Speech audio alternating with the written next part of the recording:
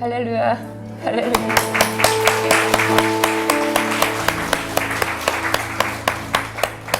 이런 제가 목이 쉬었어요. 안 이랬는데 목이 쉬었네. 여러분 오늘도 기도학교에 오신 것을 진심으로 환영하고 축복합니다.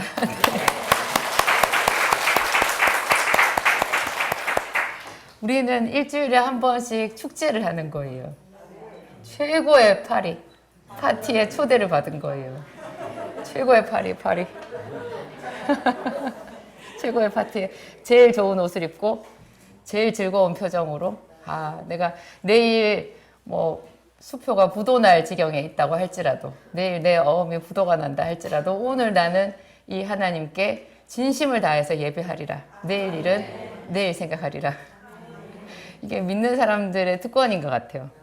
정말 이 날만큼은 하나님만 생각하고 그런 하나님께서 그런 우리를 보시고 복을 주시는 거죠. 얘가 정말 나를 믿는구나. 넌 정말 나를 기뻐하는구나. 나도 네가 기쁘다. 이렇게 보시는 거죠. 오늘 그런 마음으로 제목 좀 띄워주세요. 하나님의 사람, 그 특별한 기도법.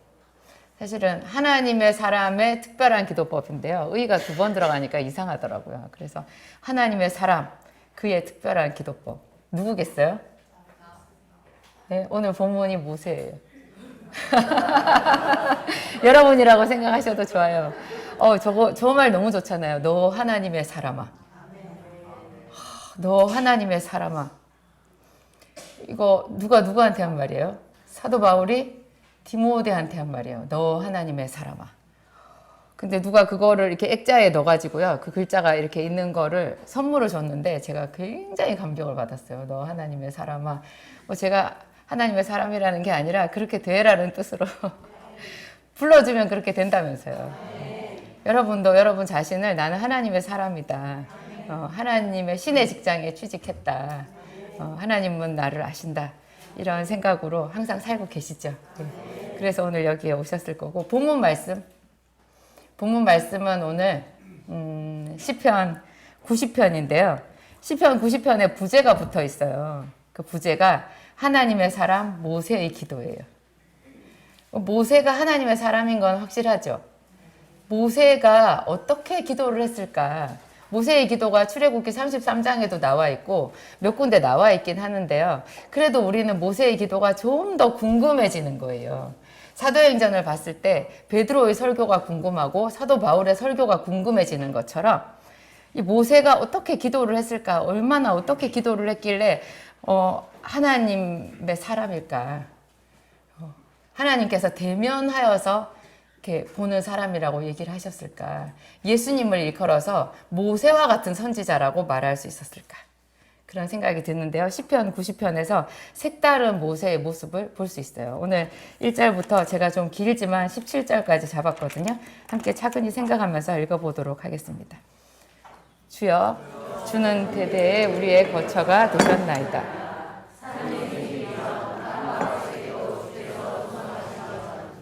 영원부터 영원까지 주는 하나님이시니이다.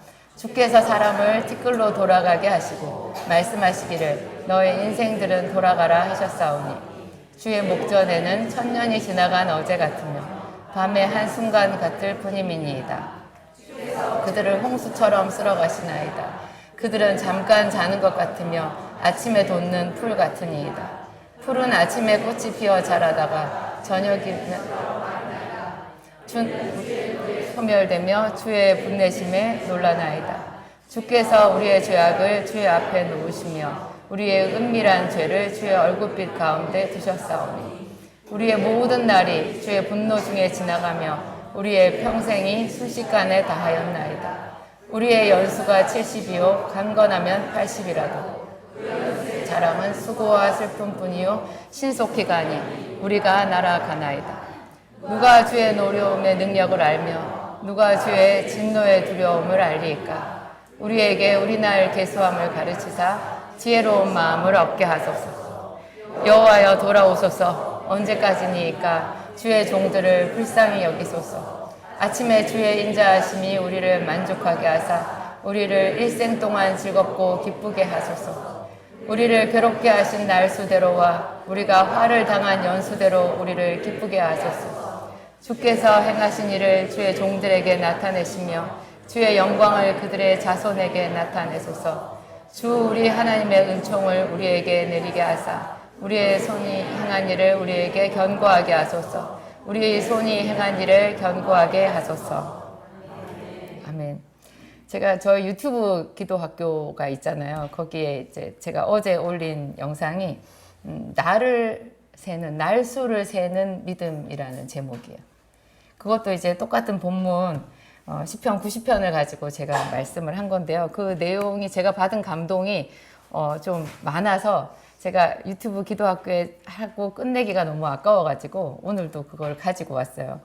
10편, 이 90편을 좀 많이 여러 번 읽어보잖아요. 여러 번 읽으면 어떤 성경이든지 제가 성경을 볼 때, 묵상할 때 제가 쓰는 방법이 반복되는 말, 의미가 반복되는 거, 연결되는 거, 그런 코드를 잡아가지고 그거를 줄로 해서 묵상을 하면 굉장히 거기서 놀라운 그 감추어진 은혜를 받거든요.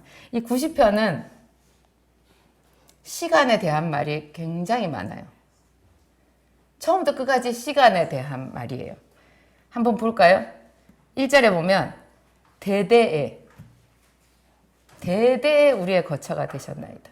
대대. 2절에는요. 산이 생기기 전 땅과 세계도 주께서 조성하시기 전, 옛날이라는 얘기잖아요. 이것도 시간이죠. 그러면서 곧 영원부터 영원까지, 이것도 시간이죠. 영원부터 영원까지 주는 하나님이십니다. 그 하나님의 시간을 관통하는 그 놀라운 통치하심, 살아계심, 그런 것을 말하고 있어요. 3절에 보면 그런데 사람들은 티끌이래요. 티끌은 되게 하잘것없고 영원에 비해서 너무나 작다라는 뜻이잖아요. 그럼 또 4절에 보면은 천년이 어제 같고, 천년, 어제, 밤의 한 순간, 한 경점, 굉장히 긴 것과 순간적인 거를 대비시켜가지고 시간에 대해서 말하고 있어요. 그러면서 그들을 홍수처럼 쓸어간대요. 이거는 순식간에 쓸려가 버린다. 순식간이라는 뜻하고 엄청나게 강한 힘을 홍수라는 말로 표현하고 있거든요. 순식간. 그리고 강력한 힘을 홍수라는 말로 표현하고 있어요. 그 잠깐 자는 것 같대요. 이게 여러분 생각에는 모세가 젊었을 때 쓴 시 같아요? 나이 많아서 쓴 시 같아요? 많아서 쓴 시죠. 젊은 사람은 이런 시 쓸 수가 없어요. 모세가 120세까지 살았잖아요. 거의 120세 가까이 되었을 때 쓴 시 같아요. 자기가 120년을 살아보니까 잠깐 자는 것 같다는 거예요. 아침에 돋는 풀 같대요. 너무나 순식간이래요. 그러면서 또 아침, 저녁이라는 말도 나오고 있어요. 그리고 또 9절에 보면 우리의 모든 날이, 우리의 일생, 그 다음에 우리의 평생이 순식간에. 10절에는 딱 숫자가 나와요. 우리의 연수가 70이요. 강건하면 80이라도. 모세는 120세까지 살았는데 왜 여기서 70, 80이라는 말을 썼을까요? 좀 이상하다는 생각 해보셨어요? 이 당시에 사람들은 70세까지 살았나? 창세기 저 앞부분에 너무 오래 살더니 여긴 또 너무 짧아져서 놀라게 하는 거죠. 아브라함은 175세까지 살았잖아요. 모세는 120세까지 살았는데 여기는 또 사람의 연수 70이요, 강건하면 80이래요. 그 좀 이상하구나 이렇게 생각하고 넘어가요. 그리고 12절에 보면 우리에게 우리 날 계수함을 가르치사. 우리의 날을 세는 거를 가르쳐 달라는 거예요. 자기 날수를 잘 세는 사람은 지혜의 마음이 있대요. 날수를 세는데 그 세는 의미를 깨닫게 해달라는 거죠. 여호와여 돌아오소서. 언제까지니까, 언제, 이것도 시간이죠. 언제까지니까. 그리고 우리의 일생 동안 즐겁고 기쁘게 하소서. 우리의 일생을 즐겁고 기쁘게 하소서. 그리고 제가 너무 좋아하는 구절이 15절이에요. 우리를 괴롭게 하신 날수대로와 우리가 화를 당한 연수대로 우리를 기쁘게 하소서. 제가 이 말 수도 없이 외웠어요. 화를 당한 연수대로, 날수대로. 하나님, 제가 얼마나 고통스러운지 아시잖아요. 제가 많이 실패했는지 아시잖아요. 제가 이 좁은 약국에 얼마나 오랫동안 이렇게 외롭게 있는지 아시잖아요. 하나님 저를 아시죠? 제가 기도한 날수 아시죠? 근데 여기 다 모세가 제 맘같이 기도를 해놓은 거예요. 괴롭게 하신 날수대로. 아, 이런 기도를 해도 되는구나. 근데 저는 여기다 더 얹어서 기도했어요. 괴롭게 하신 날수의 10배를 주시옵소서. 실제로 그래요. 하나님은 요셉이 17세에 애굽의 종으로 팔려갔는데요. 몇 살까지 고생했어요? 30세. 근데 모세가 요셉이 몇 살까지 살아요? 그 고생한 연수만큼 더 살았나요?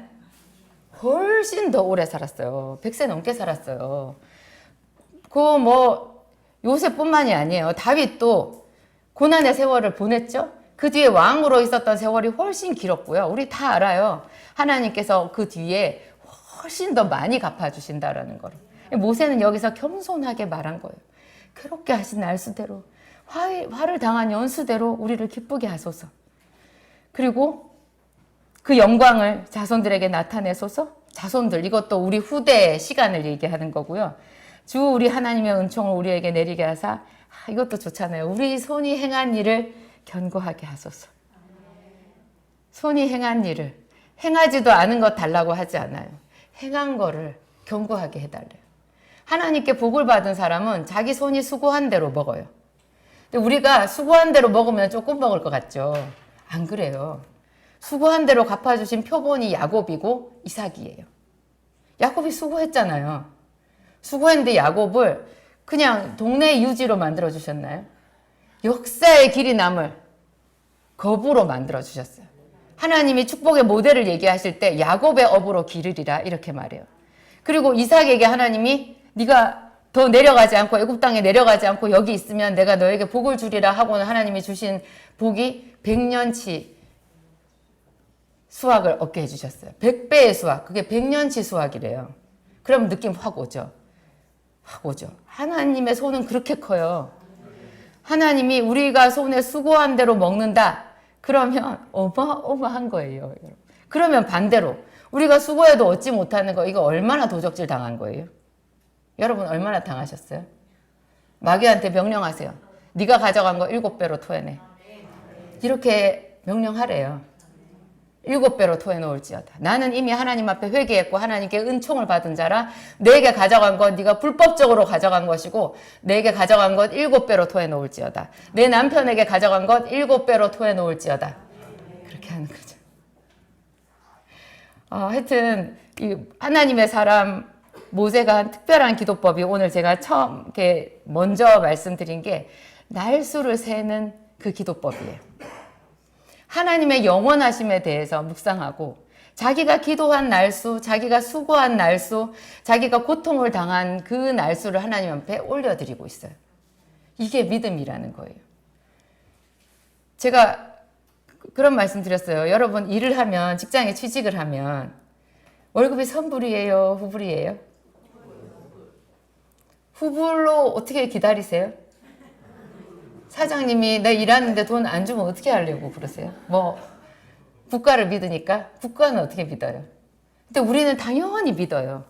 당연히 믿고 열심히 일해서 월급날을 기다려요. 그래서 월급을 받아요. 그런데 이런 월급 제도라든지 이 세상의 모든 경제적인 법칙, 자연 법칙, 모든 그 법을 만드신 분이 누구예요? 하나님이에요. 그분이 우리가 자기를 바라고 기도한 날수를 잊어버리실까요? 그거를 가볍게 여기실까요? 세상에서는 내가 수고를 해도 얻지 못하고 허망하게 돈을 떼일 수도 있고 속을 수도 있고 억울한 일을 당할 수 있어요. 근데 하나님 앞에는 억울한 사람이 하나도 없어요. 근데 저도 자주 억울한 것 같았거든요. 아니 하나님이 얼마나 내가 기도해도 난 왜 맨날 한 칸이야. 왜 옆에 쌀집, 미용실, 자전거 가게, 분식집, 약국 이렇게 딱 한 칸인 거예요. 아니 그거보다 제가 그렇게 하려면 저도 처음부터 김밥을 말았지. 김밥 마는 거를 제가 무시해서 하는 말이 아니에요. 저는 잘 말 수 있어요. 김밥을 말아도 프로 정신으로 정말 세계에서 최고로 맛있는 미국에 수출할 수 있는 김밥 그런 거 꿈꾸면서 만들 수 있어요. 내가 뭐 하루 약대를 갔던가 돈도 없으면서 차라리 김밥을 말지. 그랬으면 내가 그 4년 동안 들였던 돈과 시간과 그 노력이면은 명품 김밥집을 하고 있겠는 거예요. 근데 나는 이게 뭔가 그런 생각을 했어요. 그러면 그렇게 힘들게 고등학교 때부터 공부해가지고 얼마나 피눈물 흘리면서 제 딴에 공부해가지고 부모님 못 사니까 학원도 못 보내주고 울면서 공부했잖아요. 그렇게 해가지고 이를 악물고 재수까지 해갖고 없는 돈에 재수까지 해서 서울대 떨어지고 이렇게 해가지고 어렵게 약사 면허를 취득을 했으면 좀 이렇게 5년 지나고 10년 지나면 뭔가 보여야 되잖아요. 약사로서도 최선을 다했는데 보이는 게 없었어요. 이번에는 월세를 잘 낼 수 있을까? 월세를 잘 낼 수 있을까? 그런 거 고민해야 되고 하여튼 좀 뜻대로 잘 안 됐어요. 아무리 기도해도 제자리 걸음인 것 같고 한 번 이제 크게 오늘 오전에 목사님이 설교하실 때 말씀하셨지만 이제 크게 집 문제, 약국 문제, 교회 문제까지 하나님이 한꺼번에 해결해 주시는 거를 1년 작정 기도를 하고 체험을 해보기는 했지만 그 다음에 또 똑같잖아요. 그 일상이잖아요. 그게 제가 돈을 많이 제가 할 수 있는 그날 그 약국 우리 약국의 용량에서 받을 수 있는 처방전 받을 수 있는 손님 그 용량에서 최고치 매출을 찍은 날 제일 서럽게 울었어요. 내가 벌 수 있는 한계가 있잖아요. 여러분 조그마한 떡볶이 집에서 하루 종일 올릴 수 있는 매출액은 딱 한계가 있어요. 객단가가 있잖아요. 그런데 그런 돈을 좀 벌어보면 알아요. 내 가난이 얼마나 깊은지. 돈을 벌어도요. 그 돈 아주 어디로 다 새버리고 하나도 없어요. 하나도 없어요. 한 달 30일, 1일부터 30일까지 2, 3일 간격으로 뭐가 날아오거든요. 그거 메꾸기에 정신이 없어요. 다 메꿔지지도 않아. 카드 여기서 빼서 저쪽으로 넣기도 많이 했어요. 근데 제가 그런 삶을 살면서 뭔가, 근데 옆에 다른 약국들은 나처럼 그렇게 아등바등 기도하고 뭐 주일날도 교회 나가서 풀타임 사역자처럼 일하고 이렇게 하지 않아도 저보다 훨씬 처방전도 잘 받고 어디 놀러 다니고 잘 살더라고요. 그러면 내가 하나님 앞에 기도하고 많이 보낸 이 시간은 어디로 갔나. 내가 뭐 돈을 많이 벌기를 바라는 건 아니고 저는 교회가 부흥을 해서 약국을 접고 교회로 와서 풀타임으로 사역을 하는 게 제 꿈이었는데 요원하더라고요. 정말 요원해요. 그러니까 어떤 제 대학 동기가 한 거의 20년 가까이 만에 전화 통화를 하게 되었는데 그 친구가 저한테 그렇게 말하는 거예요. 너 아직도 약국 하냐? 지도 약사면서 약국 하냐? 약국 한다고 그러니까 네가 먹고 살기 힘드니까 하는 거잖아. 그렇게 말을 하는데 엄청 자존심이 상하는 거예요. 먹고 살기 힘드니까 네가 남편 뒷바라지 해야 되니까 네가 약국을 하는 거잖아. 그렇게 말을 하는데 속에서 불이 올라오는 거예요. 나를 뭘로 보고 이렇게 말을 하나. 그렇지만 제가 다 지나고 나서 지금 여기 와가지고 봤을 때 하나님이 저한테 넘치도록 주신 거죠. 여러분 시간이 오래 걸리는 사람은요 더 큰 거 받아요. 훨씬 큰 거 받아요. 여러분은 여러분 자신의 날수를 세보세요. 그래서 제가 여러분들한테 노트를 쓰라고 그래요. 노트 쓰는 습관이요. 이거 성공하는 습관이고 부자 되는 습관이고 이렇게 날마다 향상되는 그런 굉장한 습관이에요. 노트를 쓰는 거. 뭐든지 거기다가 기록을 하는데요. 특히 제가 잊지 않고 쓰는 게 날짜를 쓰고 시간을 써요. 요일도 쓰고. 그리고 그날 무슨 특별한 사건이 있었으면 그 사건도 한 줄로 써요. 우리 요엘이 합격한 날 뭐 이런 거. 그 앞에는 뭐가 있었겠어요? 떨어진 날 이런 거 있었겠죠. 그런 거 쓰고 거기다가 내가 기도했던 거 하나님의 말씀 받은 거 그런 거를 써놓는 거예요. 매일 안 써도 돼요. 한 달에 몇 번 안 써도 되는데 그게 쌓이면 굉장한 자산이 돼요. 그거를 내가 하나님 앞에 올려드리는 거예요. 어떤 사람들은 제가 교회를 개척해가지고 이렇게 많은 사람들을 보다 보니까 공통적으로 하는 말을 제가 기억을 하잖아요. 사람들이 잘 하는 말이 자기는 주일 예배는 절대 안 빠진대요. 제가 그 앞에서 웃을 수가 없었어요. 속으로만 웃었어요. 지가 빠진 거 내가 아는데. 사정은 있죠. 아니 내가 그 사람을 판단하는 게 아니라 자기가 그렇게 말을 하잖아요. 자기는 주일 예배는 절대 안 빠진대요. 근데 자기가 빠진 걸 자기가 모르는 거예요.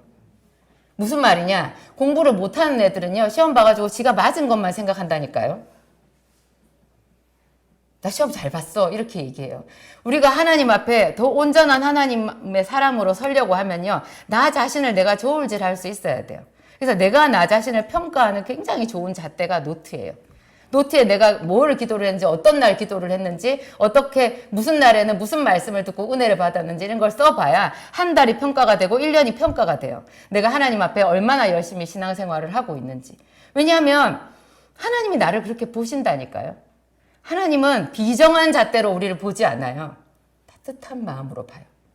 하지만 그냥 무턱대고 우리한테 큰 돈을 맡기지 않아요. 무턱대고 우리를 높은 자리로 올려주지 않아요. 하나님은 우리를 사랑하시지만 우리를 평가하시는 데는 최고의 전문가예요. 딱 우리의 수준에 맞춰서 우리에게 줄 만큼을 주시는 거예요. 근데 어느 정도 쌓이면 하나님의 마음에 감동이 들어오고 하나님이 때가 되었다 싶으면 엄청나게 쏟아 부어 주시는 거죠. 성경에는요, 그렇게 시간에 대한 말이 많아요. 이 모세가 쓴 시편 90편만 이렇게 있는 게 아니고요. 창세기 1장 말씀 좀 띄워주세요. 함께 읽겠습니다.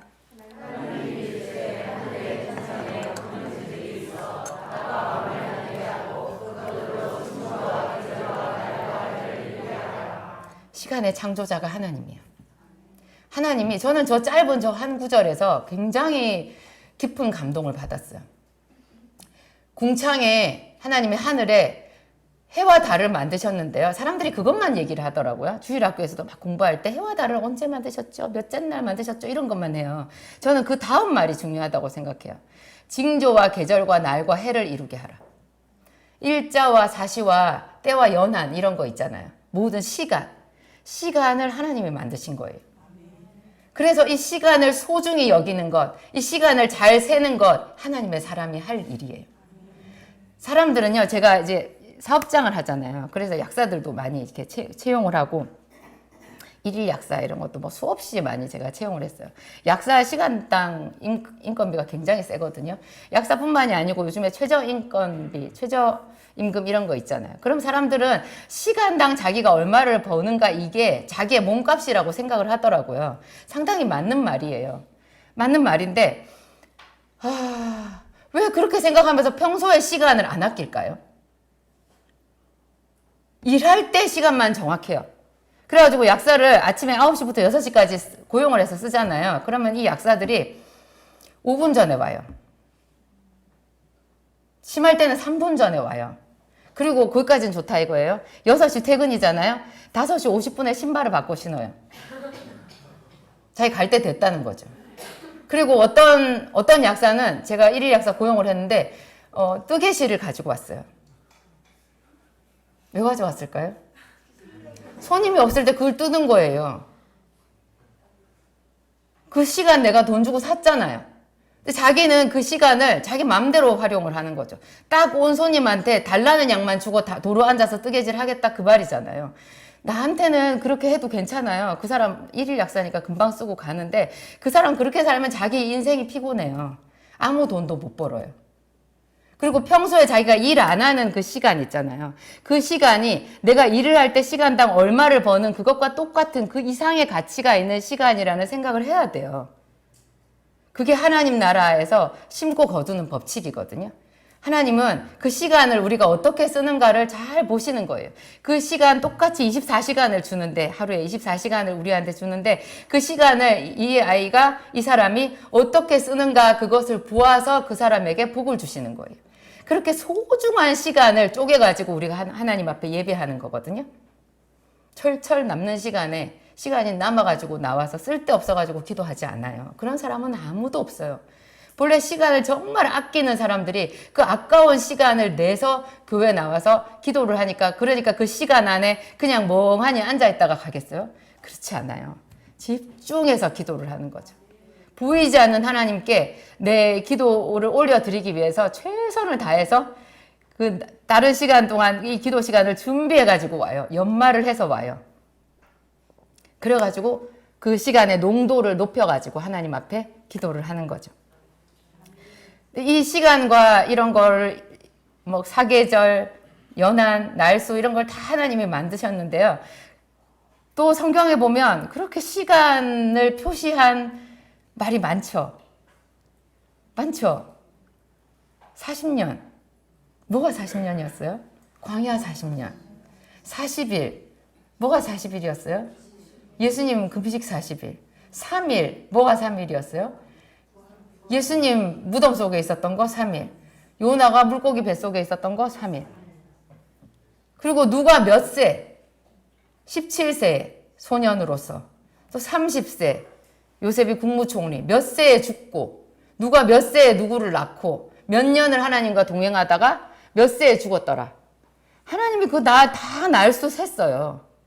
그러니까 무슨 말이에요? 하나님 나라 가면은 하나님의 책에 우리의 일생이 다 기록이 되어 있는 거예요. 이런 거는 굉장히 우리의 믿음에 유익해요. 우리 사장님이 나를 고용해가지고 내가 어떻게 일하는지를 뒷모습만 쓱 스쳐봐도 알거든요. 하나님은 전지전능하신 분이니까 우리가 어떻게 살고 있는지 얼마나 잘 아시겠어요. 그 시간, 내게 주신 그 시간 동안에 하나님의 말씀을 묵상하고 또 내게 주신 그 직업대로 내가 최선을 다해서 열심히 일하고 기술을 개발하고 사람을 섬기고 그리고 기쁨으로 예배하고 이런 거를 하나님께서 다 보시는 거예요. 그래서 그거를 본 대로 우리에게 은혜를 주시는 거죠. 하나님은 비정하게 우리를 보지 않는다 그랬죠. 따뜻한 시각으로 보는 거예요.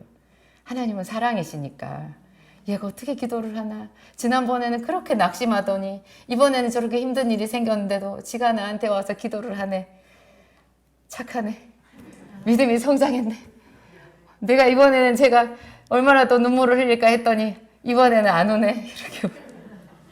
제가 우리 애들을 볼 때 그랬거든요. 애들이 시험에 지원을 자꾸 하잖아요. 요즘에 젊은 애들이 다 그렇잖아요. 무슨 시험을 많이 봐요. 그러면 그게 뭐 척척척척 붙나요? 근데 척척척척 붙는 거 그것도 상당히 위험해요. 계속 붙잖아요. 막판에 가가지고 완전 크게 당하던데.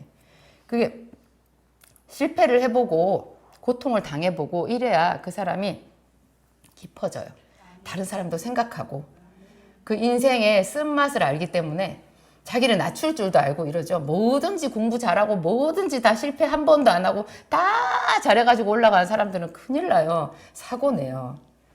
이제 그런 자녀들을 옆에서 이제 바라볼 때 참 마음이 그렇거든요. 내가 해줄 수도 없고.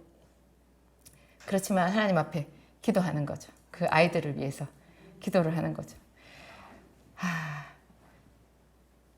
아까 제가 모세가 사람의 연수가 70이요 강건하면 80이라도 이 말을 왜 했을까 그 얘기를 했잖아요. 이 얘기를 제가 좀 한번 해볼게요. 창세기 15장 말씀 한번 읽어보겠습니다.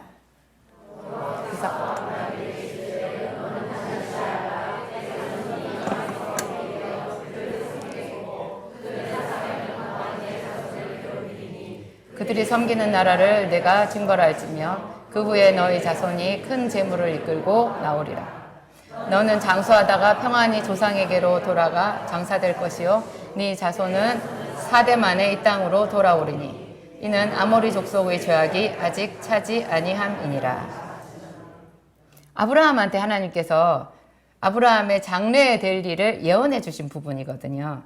그런데 너희 자손들이 이방 땅에서 객이 되겠고 그들이 400년 동안 거기서 그들을 섬길 거라 그러잖아요. 그 종이 된다는 얘기죠. 그리고 4대 만에, 그러니까 400년이고 4대 만에 돌아온다는 거예요. 여러분 400년이 4대가 될 수 있어요? 생각해 보셨어요? 정확하게는 나중에 보면 430년이거든요. 430년인데 4대가 될 수 있어요? 이상하죠?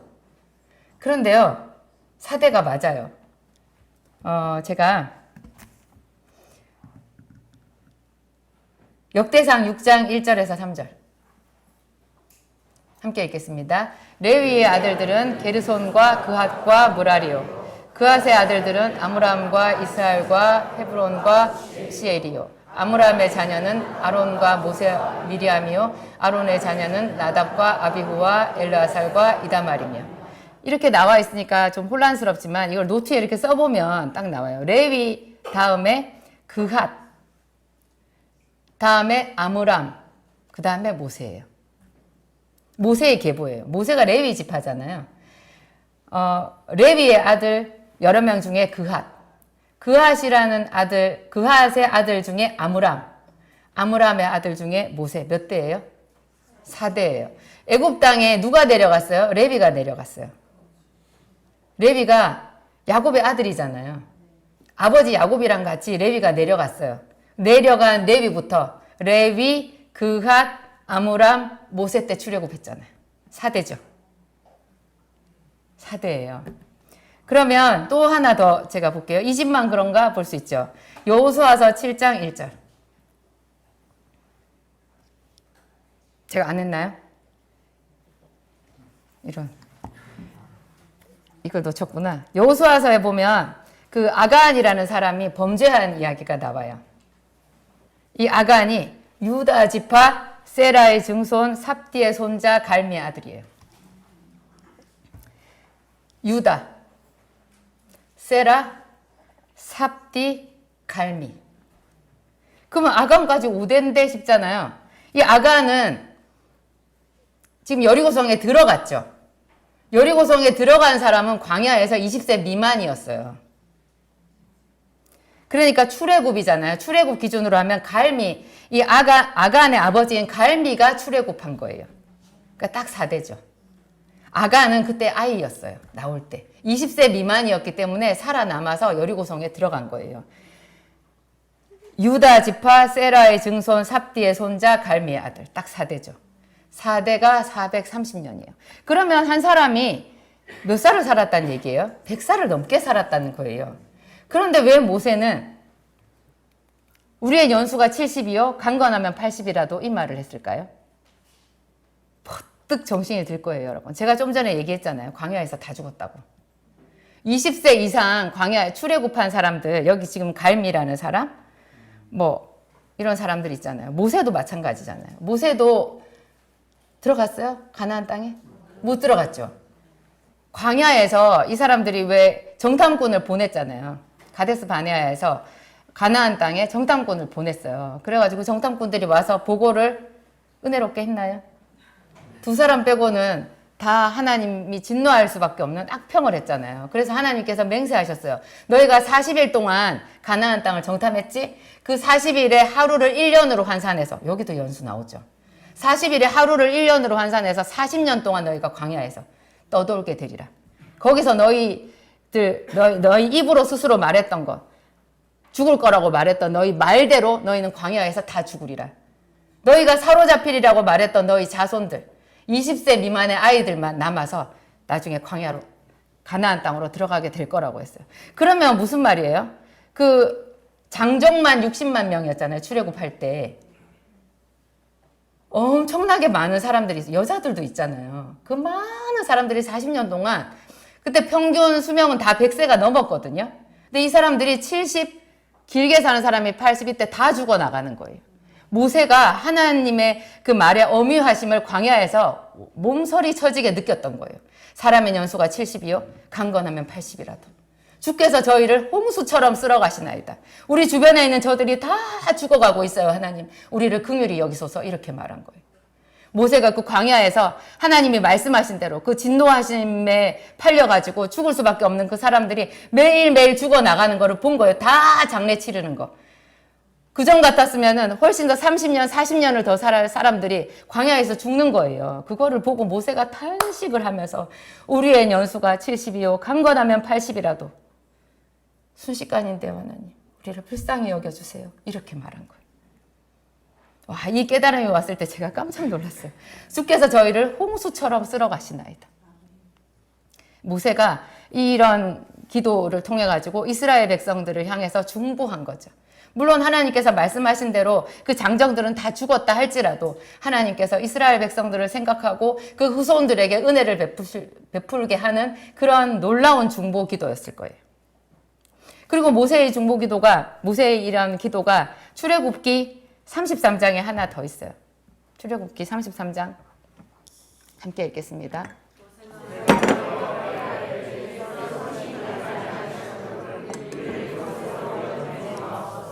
나와 주의 백성이 주의 목전에 은총 입은 줄을 무엇으로 알리일까? 주께서 우리와 함께 행하심으로 나와 주의 백성을 천하 만민 중에 구별하심이 아니니까. 저 장면은 이제 모세가 시내산에 올라가서 하나님의 십계명 두 돌판을 받고 있는데 밑에서 기다리던 백성들이 40일 동안 모세가 안 내려오니까 시내산에 올라가서 안 내려오니까 죽었다라고 생각해서 큰 두려움에 휩싸여 가지고 자기들끼리 금부치를 모아서 금송아지를 만들었어요. 금송아지가 딱 생기니까 자기들끼리 너무 기뻐가지고 거기서 춤추고 뭐 환호성 지르고 난리가 났어요. 그때 이제 하나님께서 진노하셔가지고 모세를 통해서 이스라엘 백성들을 다 죽여버리겠다고 그랬거든요.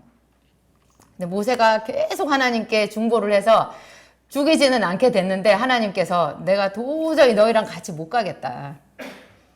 너희가 이렇게 목이 곧아서 내가 너희와 같이 갔다가는 너희가 죽든지 무슨 수가 난다 다. 그러니까 내가 그 가나안 땅에 너희만 올려 보낼게. 너희만 가라. 내가 가나안 땅에 들어갈 수 있게 해줄게. 내가 사자를 먼저 보내서 너희 가나안 땅에 들어가서 잘 살게 해줄게. 너희만 가라. 이렇게 얘기를 했을 때 모세가 저렇게 말했어요. 여러분은 어떠세요? 너희만 가라 이러면 입가에 미소를 지어야 되나 말아야 되나 좀 고민이 되세요? 이게 우리 삶의 대입이 돼요. 이게 딱 돈이 되는 일인데 주의를 못 지키는 일이네. 이게 딱 돈이 되는 일인데 뭔가 살짝 사람을 속이는 느낌이 있네. 이게 뭔가 돈이 되는 일인데 다른 사람들한테 술을 파는 일이네. 내 장사가 잘 되면 사람들이 게임에 빠져서 정신을 팔게 되는 그런 일이네. 근데 이거 정말 좋은 기회인데 내가 이걸로 돈을 벌어서 하나님께 드리면 되지 않을까 이런 생각이 딱 들 수 있죠. 그거예요. 하나님께서 그래 너 잘 되게 해줄게. 술 팔아. 아 하나님 감사합니다. 제가 한 10년 동안 술 열심히 팔고 나중에 돌아와서 하나님께 열심히 봉사하도록 하겠습니다. 이렇게 하는 게 요거 대비되죠. 너희끼리 가라. 적과 꿀이 흐르는 땅이에요. 고민되지 않을까요? 네가 여기 있으면 예배는 한 몇 년 동안 못 드리는데 내가 너 돈 한 5억 좀 만들게 해줄게. 그러면 여러분들 고민되지 않겠어요? 예배와 5억이라. 고민이 되네. 고민이 되네. 모세는요 이런 부분에서 정말 단호했어요. 다시 한번 펼쳐주세요. 주께서 친히 가지 아니하시려거든 우리를 이곳에서 올려 보내지 마옵소서 하면서 뭐라 그래요? 나와 주의 백성이 하나님께 주의 목전에 은총을 입은 줄을 무엇으로 알리까? 주께서 우리와 함께 행하심으로 나와 주의 백성을 천하 만민 중에 구별하심이 아니니까. 자기는 아무것도 없는 광야에 살아도 하나님과 같이 있는 것을 원한다는 거예요. 그게 아니면 안 가겠다라는 거예요. 이게 신앙의 고수들, 믿음의 고수들은 이렇게 해요. 그러면 하나님이 그 사람을 평생 광야에서 불쌍하게 슬프게 남루한 옷을 입고 살게 했더라? 너는 이것을 더 좋아하는구나. 내가 죽고 나서 천국에서 너에게 좋은 거 주마. 그렇게 하셨을까요? 아니에요. 조개의 솔로몬의 지혜잖아요. 모세가 저렇게 말한 거죠. 하나님을 택하는 거죠. 제가 여기까지 올 때 몇 번이나 그런 선택의 기로가 있었어요. 이거를 딱 택하면 이거를 놓치면 이게 너무나 심각한. 근데 그렇게 했을 때 내가 그 사람하고 싸워야 되고 내가 정당하지만 그 어떤 사람이 나를 물고 늘어져서 계속 싸우게 되는 거예요. 그러면 나는 정당하지만 싸우는 것 자체가 벌써 독을 품게 되는 거잖아요. 그럼 그렇게 싸워가지고 번 돈을 헌금하고 이렇게 해서 제가 복을 받겠어요? 그 하나님은 얼마나 크신 하나님인데 저런 믿지 않는 사람하고 막 혈투를 벌이는 그거를 나한테 복이라고 주셨을까요? 그건 아니라는 생각이 드는 거죠. 그래서 그 순간에 그게 너무나 달콤하고 좋은 제안이었지만 내가 놓치기 싫었지만 딱 포기했어요. 그냥 이런 것들을 선택하는 것 자체를 하나님이 보시는 거예요. 모세는 하나님이 함께 해달라는 그것을 구했어요. 어떤 가나안 땅이나 젖과 꿀이나 다 필요 없다는 거죠. 이것이 더 먼저 우리가 선택할 부분이라는 거예요. 그러면 하나님께서 함께 하신다라는 것을 우리가 다른 말로 뭐라고 얘기할 수 있어요? 하나님의 말씀이 우리와 함께 하는 거예요. 왜냐하면 하나님은 말씀이거든요.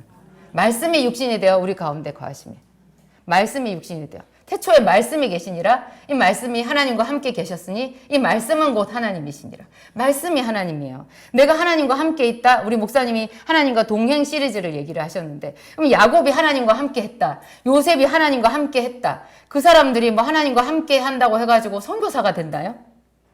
자기 목숨을 버렸나요? 똑같이 살았어요. 그런데 우리도 똑같이 살아요. 겉으로 보면 몰라요. 근데 하나님은 아는 거예요. 쟤는 나와 함께하고 쟤는 지가 살고 이렇게 되는 거죠. 무슨 차이냐? 하나님의 말씀이 그의 안에 있느냐? 말씀이 없느냐? 자기의 오기와 자기의 도끼로 사느냐? 그거의 차이인 거예요. 자기의 지혜로, 자기의 오기로, 자기 계산으로 사느냐? 하나님을 믿고 기쁨으로 힘들어도 견디고 찬양하면서 사느냐? 요셉이 찬양할 처지가 아니잖아요. 어떻게 형들이 나한테 그렇게 할 수 있어? 피가 말라서 죽었을 것 같아요. 너무나 억울해가지고. 근데 이 소년이 거기서 마음을 딱 잡은 거예요. 내가 기꺼이 이것을 통과하리라. 저는 안 믿는 사람이지만 삼성의 이재용 씨가 굉장히 존경스럽더라고요. 또 그 사람이 특별히 더 존경스러운 이유가 있는데 저랑 나이가 비슷해요. 우리 그런 거 있죠. 나이가 똑같거나 한두 살 차이면 더 그 사람한테 감정이입되는 거 있잖아요. 나랑 같은 시대를 살았구나. 같은 학년이었겠네. 학교는 달랐지만. 그 사람은 금수저고 나는 흑수저지만 같은 시대를 살았구나. 근데 그 사람이 저하고는 비교도 안 되게 좋은 환경에서 그렇게 살았는데 최대의 위기가 있었잖아요. 박근혜 대통령 때 감옥 갔어요. 제가 그분 봤을 때 얼마나 억울할까 하는 생각이 들었어요. 그냥 인간적으로 잘잘못을 떠나서 사람으로 자기 집에서 배운 대로 했을 거 아니에요. 뭐가 잘못되는지 알 수 없는데 그분도 굉장히 억울했을 거거든요. 근데 제가 언제 신문을 봤는데 그분이 구치소에 들어가가지고 이틀인가 3일째 만에 딱 정신을 차리고 새벽같이 일어나서 자기 이부자리 딱 개고 밥도 다 먹고 책 보고 운동하고 정확하게 규칙적으로 그 생활을 한다는 거예요. 그래서 제가 그걸 보고 와, 저분은 그냥 남들 보기 아버지 잘 만나서 된 그냥 가짜 금수저가 아니구나. 진짜로 자기 자신을 아버지의 용량만큼 키운 정말로 금수저구나. 그 생각이 들었어요. 그 과정을 통과하니까 지금 요새 그분 굉장히 어디를 봐도 사람들한테 환영받고 사랑받고 그러시더라고요. 하여튼 그래요. 하나님이 우리와 함께 한다라는 것, 하나님이 내 안에 있다라는 것은 말씀이 내 안에 있는 것을 말해요. 그 말씀대로 내가 그 말씀을 찬양하면서 감사하면서 살아가는 걸 말하는 거죠. 요셉이 하나님이 나를 여기 애굽에 보내신 것일 것이다. 도저히 그렇게 믿어지지 않지만 그렇게 가정을 했었을 것 같아요. 제 생각에. 다니엘이 바벨론의 포로로 갔어도 어떻게 하나님이 믿는 백성을 믿지 않는 바벨론의 말발굽알에 이렇게 처참하게 자기 눈앞에서 자기 친족과 자기 부모가 죽었을 수도 있어요. 그 예루살렘 성이 회파되는 것을 잔인하게 자기 이웃들이 죽어가는 것을 이 소년의 눈으로 봤을 수도 있어요. 그런데 이 사람이 어떻게 뜻을 정했냐고요? 보통 사람하고 정반대로 뜻을 정했어요. 보통 그런 일이 생기면 그보다 훨씬 약한 일이 생겨도 우리는 시험에 들어요. 시험에 들어서 나는 도저히 하나님, 그런 하나님 나는 안 믿을래. 이렇게 되는데 반대로 했어요. 그랬더니 하나님께서 다니엘을 정말로 하나님의 사람으로 인정해 주시고 완전 축복의 롤 모델로 만들어 주셨잖아요. 그 안에 하나님의 말씀이 있었던 거예요. 하나님을 인정한 거죠. 자기 안에 하나님을 두고 하나님의 말씀을 인정한 거죠. 제가 오늘 목사님이 상상력 얘기를 하시던데 기억력과 상상력의 대비, 기억력이 좋으면 좋은 거 아닌가? 이렇게 생각했더니 목사님이 정말 아주 신선하게 말씀을 하셨어요. 그 기억력, 옛날의 상처를 기억하는 것, 옛날의 실패를 기억하는 것, 나를 버린 사람들을 기억하는 것, 그런 기억력. 우리 왜 그런 거는 어쩜 그렇게 안 잊어버려요? 진짜 안 잊어버려져요. 학교 때 공부는 그렇게 금방 잊어버리더만. 진짜 그런 기억력은 반짝반짝한 거예요. 그런데 이 기억력을 갖다 버리고 새로운 꿈을 꾸라는 거예요. 그게 상상력이잖아요. 제가 청년들을 굉장히 좋아해요. 청년들을. 제가 청년이었을 때가 생각나서 그런가? 저는 애들을 좋아하는데 너무 어린 애들은 말이 안 통해서 마음이 그렇게 막 가지는 않고, 말이 좀 통하는 애들, 중고생 이상인 애들 굉장히 제가 사랑하고 아껴요. 우리 교회 나오는 청년들 제가 막 눈에서 하트 나가거든요. 애들 이렇게 보면. 근데 그 아이들은 자기를 사랑하지 않더라고. 지는 공부도 못하고 지는 별 볼 일 없다고. 세상에 10몇 살, 20살밖에 안 된 애들이 지 인생 끝난 것처럼 말하는 거예요. 이상하더라고요. 그래서 그 부모님이 쟤를 포기했나? 그런 생각을 했어요. 부모님이 보통 애들을 언제까지 기대를 해요? 초등학교? 보통 부모님의 그 기대의 끝자락이 대학이더라고요. 그래서 그 대학을 못 갈 것 같은 싹수가 노랗다 이러면 그때 이제 포기하시는데요. 저는 그렇지 않아요. 저는 저희 아이들이, 제가 작년에 저희 딸 요엘이가 시험에 안 됐을 때 제가 굉장히 슬펐는데, 그때 제가 결심을 했거든요. 요셉이 30살에 국무총리가 되지 않았냐. 이 딸이 국무총리가 될 건가 보지. 1년 더 참자. 혹시 알아, 내가 국무총리를 기를지? 1년을 더 기도하리라, 제가 그렇게 생각했는데, 그것을 저희 모든 자녀들한테 다 확장해서 적용하기로 했어요. 아니, 그 이후로 기도를 안 하겠다는 얘기가 아니라 집중해서, 내가 이 날이 때까지 기도했는데 내가 언제까지 더 해야 되나, 이런 억울한 마음을 없애기로 했어요. 그냥 기꺼이 이 자녀들을 기를 때 30세까지는 내가 혼신의 힘을 다해서 기도하리라. 자기들이 열심히 하겠지만 이게 상상력은요, 비용이 들어요. 상상을 하는 게 힘들어요. 왜 사람들이 상상하는 게 힘들어요? 상상에 맞춰서, 그 레벨에 맞춰서 내가 지금 삶을 바꿔야 되잖아요. 그러니까 힘이 든 거예요. 하나님의 말씀을 기억하는 거 힘들어요. 금방 잊어버려지는 게 자연스럽거든요. 하나님의 말씀을 기대한다라는 거 굉장히 힘들어요. 결혼해가지고 한 달이 지나고 3년이 지났는데도 계속 남편에 대해서 자기의 기대가 이만치 올라가기는 힘들어요. 아니에요?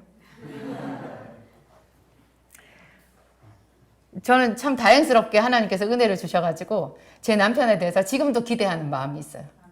그분은 제가 처음 봤을 때부터 하나님의 사람이었고, 변치 않고 하나님의 사람이고, 아직도 최고의 날은 오지 않았어요. 정말로 하나님의 성령께서 안디옥 교회 담임 목사로 멋지게 많은 사람들에게 하나님의 영광을 나타내는 그런 날이 올 거예요. 이런 게 우리가 대가를 지불을 해야 되는데, 그 대가가 우리가 견디는 거고, 하나님의 말씀을 계속 없어져도 그 말씀을 도로 채워 넣는 거고, 그리고 기뻐하는 거고. 기뻐할 수 없는 상황에서 기뻐하는 게 진짜죠. 근데 대부분의 사람들이 그걸 잘 못하는데요. 여러분들을 판단해서가 아니라 제가 저를 판단했을 때 그래요. 저도 굉장히 약하고 낙심이 자연스럽고 슬픔이 자연스럽고 그런 사람이거든요. 저도 부실해요, 많이. 근데 제가 저를 평가했을 때 왜 그렇게 잘 못하냐? 제가 아까운 거예요. 내가 전에 그렇게 노력했는데 하나님 안 됐잖아요. 날더러 어쩌라고요? 더 하라고요? 더 하기는 그 아까운 거죠. 어떤 사람이 그런 말을 하더라고요. 자기가 이렇게 우리 다 통성으로 기도할 때 사람들이 막 손을 드는데 자기는 손 드는 게 굉장히 아깝더래요. 자기 마음이 하나님께서 보여주셨는데 자기가 자기를 손을 하나님 앞에 드리는 것조차 아까운. 근데 제가 그랬어요. 기꺼이 내 삶을 하나님께 비용으로 지불하리라. 기꺼이 내가 내 삶의 마지막 날까지, 마지막 한 방울까지 하나님 나라를 향해서 꿈꾸는데 내 삶을 쓰리라. 제가 교회 청년들을 봐도, 아이들을 봐도 제가 꿈꾸면서 그 아이들한테 뭔가를 이렇게 막 해주고 싶고, 뭐라도 해주고 싶고, 제가 그 아이들을 위해서 기도해 줄 때도 있고, 제 비용을 쓸 때도 있고, 그렇잖아요. 그게 그 아이들의 장래가 저한테 보이는 거거든요. 상상이 되는 거예요. 근데 그게 믿음이거든요. 여러분들도, 하여튼 꿈을 꾸세요. 꿈을 꾸세요. 여러분의 시간을 하나님의 말씀으로 촘촘하게 채우시고, 모세처럼 기도해 보시기 바랍니다. 기도하시겠습니다.